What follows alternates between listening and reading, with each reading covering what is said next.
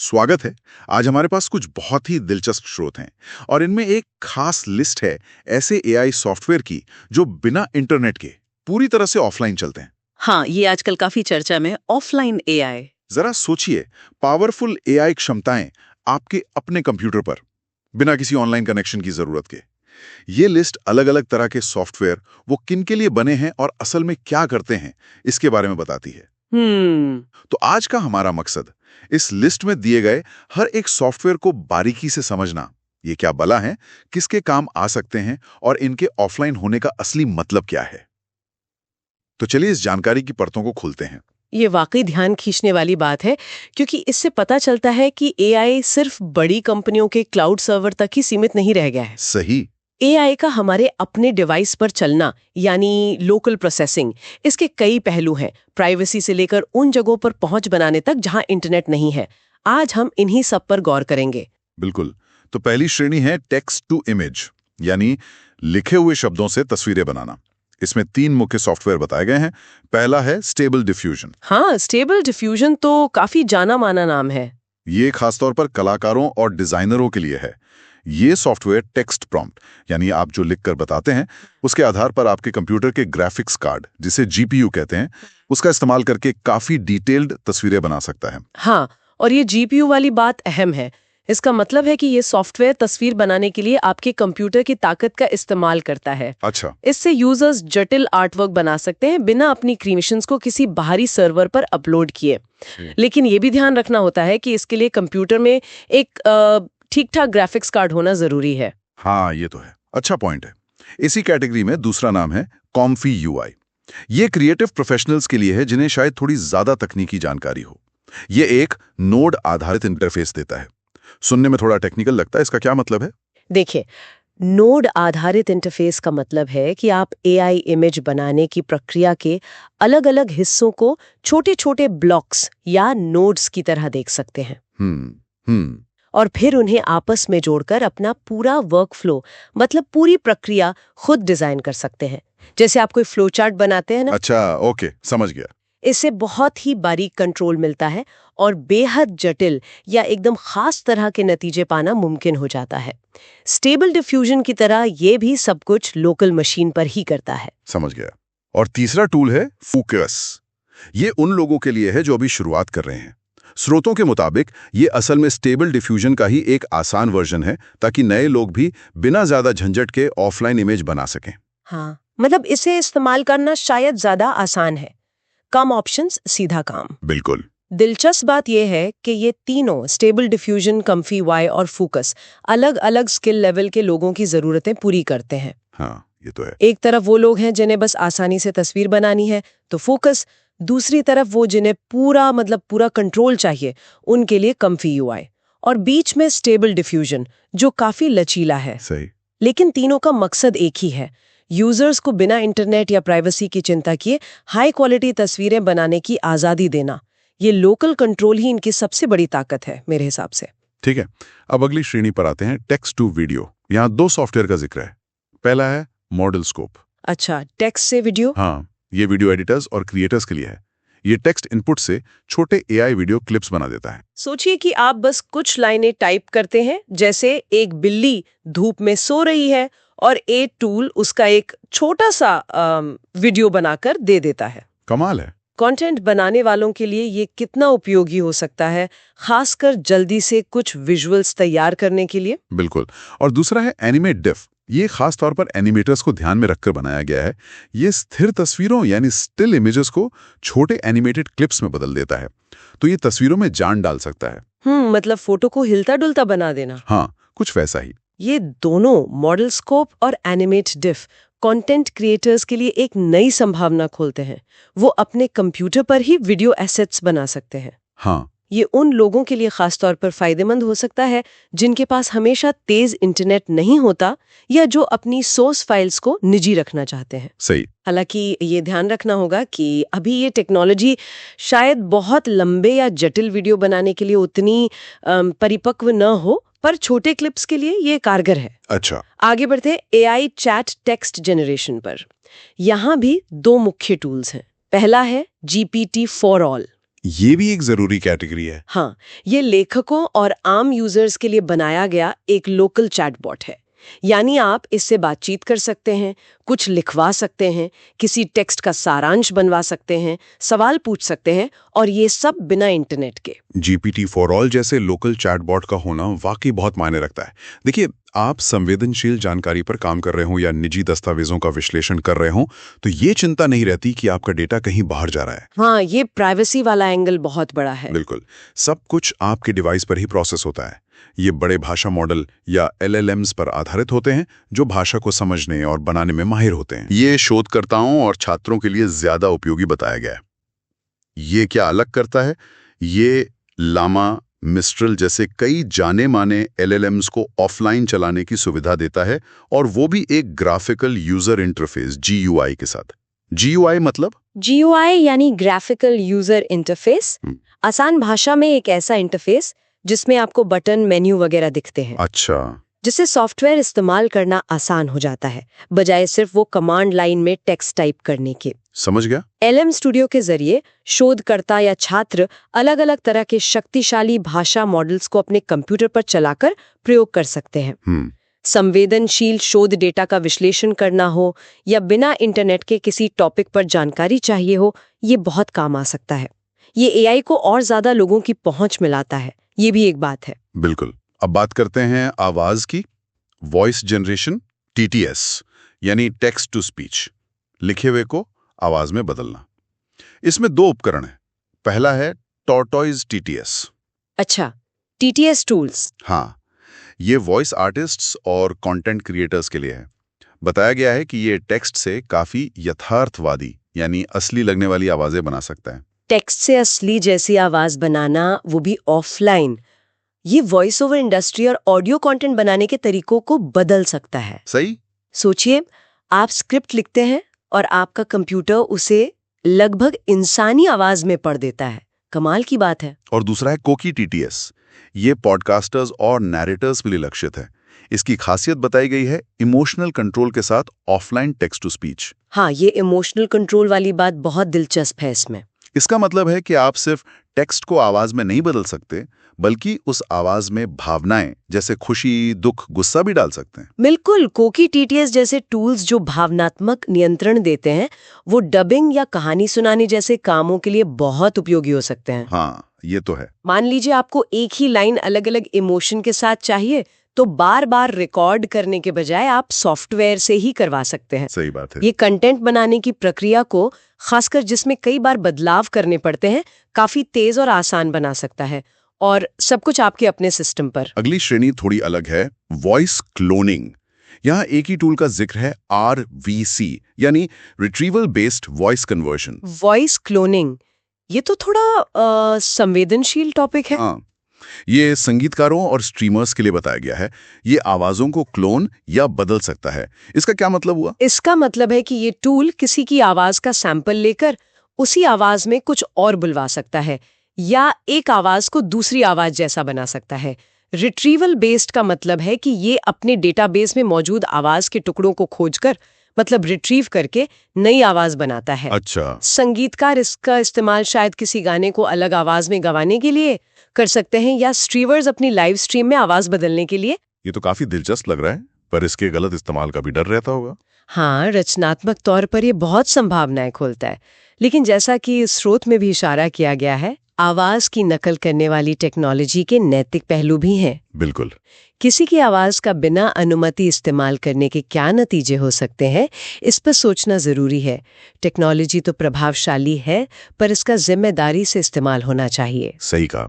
अब आते हैं स्पीच टू टेक्स्ट पर, यानी बोली हुई बात को लिखे हुए टेक्स्ट में बदलना। हाँ, यहाँ OpenAI का विस्पर मेंशन किया गया है। हाँ, विस्पर तो काफी पॉपुलर है। ये ट्रांसक्राइबर्स और पत्रकारों के लिए है। ये कई भाषाओं में ऑफलाइन ट्रांसक्रिप्शन कर सकता है। विस्पर अपनी सटीकता और कई भाषाओं को समझने की क्षमता के लिए काफी जाना जाता है। पत्रकारों के लिए सोचिए, वो कहीं फील्ड में इंटरव्यू रिकॉर्ड करते हैं और फिर बिना इंटरनेट के तुरंत उसे टेक्स्ट में बदल सकते हैं। हाँ, ये बहुत काम का हो सकता है। या कोई गोपनीय मीटिंग है जिसे ट्रांसक्राइब करना है, तो डेटा को क्लाउड पर भेजने का जोखिम नहीं उठाना पड़ता। गोपनीयता और सटीकता, ये दोनों यहाँ बहुत महत्वपूर्ण है। अगला है इमेज एनहेंसमेंट, तस्वीरों को बेहतर बनाना। पहला टूल है रियल ESRGAN। Image upscaling. हाँ, ये फोटोग्राफर्स के लिए है। ये AI का इस्तेमाल करके कम क्वालिटी वाली तस्वीरों को अपस्केल करता है, यानी उनका रेजोल्यूशन बढ़ाता है और उन्हें बेहतर बनाता है। कई बार पुरानी तस्वीरें होती हैं जिनका रेजोल्यूशन कम होता है या वो धुंधली होती हैं। रियल ESRGAN जैसे टूल उन्हें बड़ा और ज्यादा शार्प बना सकते हैं, डिटेल्स को उभार सकते हैं, और ये सब ऑफलाइन। सही। और दूसरा है GFPGAN। ये एडिटर्स के लिए है और इसका खास फोकस पुरानी तस्वीरों, खासकर उनमें मौजूद चेहरों को ठीक करने पर है। हाँ, JFPGAN पुरानी खराब हो चुकी तस्वीरों में चेहरों को रिस्टोर करने में कमाल का काम कर सकता है। कई बार पुरानी तस्वीरों में चेहरे पहचान में नहीं आते, ये उन्हें ठीक कर सकता है। वाह। ट्यूरेशन करने वालों को बिना इंटरनेट कनेक्शन के तस्वीरों की क्वालिटी सुधारने की ताकत देते हैं। अब कुछ डेवलपर्स के मतलब का AI कोडिंग असिस्टेंट। पहला है टैबी। अच्छा, कोडिंग में मदद। हाँ, ये डेवलपर्स के लिए एक ऑफलाइन AI कोड पूरा करने और सुझाव देने वाला टूल है, यानी कोडिंग में मदद। हाँ बिल्कुल, जैसे आप कोड लिख रहे हैं, टैबी आपके लिखे हुए के आधार पर आगे का कोड सुझा सकता है या क्या कहते हैं, गलतियां बता सकता है। इससे तो कोडिंग तेज हो जाती होगी। हाँ बिल्कुल, और क्योंकि ये ऑफलाइन है, डेवलपर का कोड कहीं बाहर नहीं जाता, प्राइवेसी बनी रहती है। और दूसरा है कोड लामा। ये प्रोग्रामर्स के लिए है। ये सिर्फ सुझाव नहीं देता, बल्कि AI की मदद से कोडिंग के काम करने के लिए एक पूरा लोकल मॉडल है। हाँ, कोड लामा ज्यादा जटिल कोडिंग टास्क में मदद कर सकता है, जैसे कोड लिखना, कोड को समझना या डीबग करना। डीबग करना मतलब गलतियां ढूंढना और ठीक करना। हाँ बिल्कुल, डेवलपर्स के लिए अक्सर उनके कोड की गोपनीयता सबसे जरूरी होती है। वो नहीं चाहते कि उनका प्रोप्राइटरी कोड किसी बाहरी सर्वर पर जाए। सही बात है। टैबी और कोड लामा जैसे ऑफलाइन कोडिंग असिस्टेंट इसी जरूरत को पूरा करते हैं। वे सुरक्षित माहौल में काम करने की सुविधा देते हैं और उत्पादकता भी बढ़ाते हैं। संगीत बनाने वालों के लिए भी कुछ है। AI music generation. पहला है रिफ्यूजन। AI और म्यूजिक, ये कॉम्बिनेशन भी दिलचस्प है। हाँ, ये संगीतकारों और ऑडियो क्रिएटर्स के लिए। ये टेक्स्ट या किसी मौजूदा संगीत के आधार पर स्थानीय रूप से, यानी ऑफलाइन संगीत बना सकता है। आप इसे बता सकते हैं कि आपको किस मूड का संगीत चाहिए, जैसे खुशनुमा पॉप सॉन्ग या डरावना माहौल, और ये उसके आधार पर धुनें बना सकता है। या आप कोई धुन दें तो ये उसे आगे बढ़ा सकता है। अच्छा, और दूसरा है म्यूजिक चैन। ये प्रोड्यूसर्स के लिए। ये टेक्स्ट प्रॉम्प्ट से ऑफलाइन गाने या धुनें बनाता है। ये दोनों, रिफ्यूजन और म्यूजिक जेन, संगीतकारों को नए आइडियाज के साथ जल्दी से प्रयोग करने का मौका देते हैं, बिना किसी ऑनलाइन सेवा पर निर्भर हुए। हाँ, क्रिएटिव ब्लॉक में शायद मदद मिलती होगी इनसे। बिल्कुल, कई बार क्रिएटिव ब्लॉक हो जाता है, ऐसे में ये टूल्स नई शुरुआत करने में मदद कर सकते हैं। अगली श्रेणी है AI इमेज रिकॉग्निशन, तस्वीरों में चीजों को पहचानना। पहला टूल है YOLO V8। योलो? हाँ, ये शोधकर्ताओं और इंजीनियरों के लिए है। ये तस्वीरों और वीडियो में ऑब्जेक्ट्स यानी वस्तुओं का पता लगाता है और उन्हें पहचानता है। YOLO का क्या मतलब है? योलो का मतलब है यू ओनली लुक वंस। ये नाम इसलिए है क्योंकि ये मॉडल तस्वीर को सिर्फ एक बार देखकर ही उसमें मौजूद ऑब्जेक्ट्स को पहचानने की कोशिश करता है, जिससे ये बहुत तेज और कुशल होता है। अच्छा। योलो V8 इसका लेटेस्ट वर्जन है। इसका ऑफलाइन चलना उन जगहों पर बहुत जरूरी है जहां रियल टाइम में स्थानीय विश्लेषण चाहिए, जैसे रोबोटिक्स में, सेल्फ ड्राइविंग कारों में या सुरक्षा कैमरास में, जहां डेटा को तुरंत प्रोसेस करना होता है और बाहर नहीं भेजा जा सकता। सही। इसी श्रेणी में OpenCV प्लस डीप मॉडल्स भी है। ये डेवलपर्स और छात्रों के लिए है। ये इमेज वीडियो विश्लेषण के लिए एक ऑफलाइन कंप्यूटर विजन टूलकिट बताया गया है। देखिए, OpenCV कंप्यूटर विजन यानी मशीनों द्वारा तस्वीरों को देखने और समझने के क्षेत्र में एक बहुत ही जानी मानी और व्यापक लाइब्रेरी है। अच्छा। इसे जब डीप लर्निंग मॉडल्स के साथ मिलाया जाता है तो तस्वीरों और वीडियो का बहुत शक्तिशाली ऑफलाइन विश्लेषण किया जा सकता है। ये सीखने, प्रयोग करने और अपने खुद के कंप्यूटर विजन एप्लीकेशन बनाने के लिए एक बेहतरीन साधन है। अब आते हैं रोजमर्रा के काम में मदद करने वाले टूल्स पर। AI productivity. पहला है प्राइवेट GPT। ये शायद बहुत लोगों के काम का होगा। हाँ, लगता तो है। ये ऑफिस यूजर्स के लिए है। ये बिना इंटरनेट के आपके कंप्यूटर पर मौजूद दस्तावेजों को खोज सकता है और उनका सारांश बना सकता है। सोचिए, आपके कंप्यूटर में हजारों रिपोर्ट्स, नोट्स, पीडीएफ्स पड़े हैं। हाँ, होती हैं। आप प्राइवेट जीपीटी से उनमें से किसी खास जानकारी के बारे में सवाल पूछ सकते हैं या किसी लंबे डॉक्यूमेंट का निचोड़ मांग सकते हैं और आपकी कोई भी फाइल कहीं अपलोड नहीं होगी। ये तो बहुत बढ़िया है। प्राइवेसी और सुविधा दोनों। बिल्कुल, ये गोपनीयता और सुविधा का एक बेहतरीन मिश्रण है। और दूसरा है एनीथिंग एलएलएम। ये छात्रों और शोधकर्ताओं के लिए है। ये पीडीएफ्स और दूसरे दस्तावेजों को ऑफलाइन व्यवस्थित करता है और आप उनसे सवाल पूछ सकते हैं। ये ज्ञान प्रबंधन यानी नॉलेज मैनेजमेंट के लिए काफी उपयोगी हो सकता है। प्राइवेट जीपीटी और एनीथिंग एलएलएम शायद उन श्रेणियों में से है जिनका इस्तेमाल सबसे ज्यादा लोग कर सकते हैं। अपनी निजी या गोपनीय फाइलों का विश्लेषण करने की क्षमता, बिना उन्हें ऑनलाइन डाले, ये व्यक्तिगत और व्यावसायिक दोनों तरह के उपयोग के लिए गेम चेंजर साबित हो सकता है। ये दिखाता है कि एआई कैसे हमारी जानकारी को मैनेज करने के तरीके को बदल रहा है। अगली श्रेणी तो किसी साइंस फिक्शन फिल्म जैसी लगती है। AI 3D generation. इसमें ड्रीम गॉशन का जिक्र है। 3D generation. हाँ, ये 3D डिजाइनरों और डेवलपर्स के लिए है।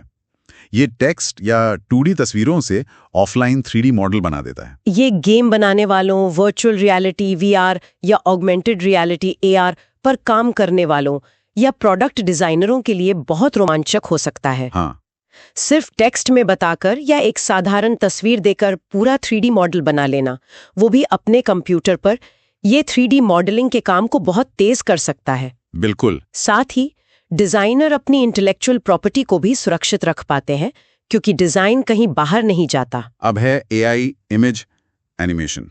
यहाँ सैड टॉकर का नाम है। ये कंटेंट क्रिएटर्स के लिए। अच्छा, सैड टॉकर ये क्या करता है? ये स्थिर तस्वीरों को बोलते हुए चेहरों में बदल देता है। अरे वाह, मतलब आप एक तस्वीर लें, एक ऑडियो फाइल लें जिसमें कोई बोल रहा हो, और सैड टॉकर उस तस्वीर को इस तरह एनिमेट कर देगा जैसे तस्वीर वाला इंसान ही वो ऑडियो बोल रहा हो। हाँ, बिल्कुल वैसा ही। ये कंटेंट बनाने के लिए एक और मजेदार टूल है जो स्थिर तस्वीरों में जान डाल सकता है। लेकिन यहाँ भी इसके इस्तेमाल के तरीके और नतीजों पर गौर करना जरूरी है, जैसे किसी की तस्वीर का गलत इस्तेमाल ना हो। सही बात है। इसके बाद है एआई फेस स्वैपिंग। यहाँ रूप लिस्टेड है। फेस स्वैपिंग ये भी एक और कंट्रोवर्शियल एरिया है। हाँ, ये वीडियो एडिटर्स के लिए है। ये तस्वीरों या वीडियो में चेहरों की अदला बदली कर सकता है, वो भी ऑफलाइन और काफी असली दिखने वाले तरीके से। वीडियो एडिटिंग में ये रचनात्मक या मजे के लिए इस्तेमाल हो सकता है, जैसे किसी फिल्म के सीन में एक्टर का चेहरा बदल देना। लेकिन आरवीसी वॉइस क्लोनिंग की तरह ही इसके इस्तेमाल के भी गहरे नैतिक सवाल जुड़े हैं, खासकर डीप फेक टेक्नोलॉजी के संदर्भ में। हाँ, डीप फेक का खतरा तो है।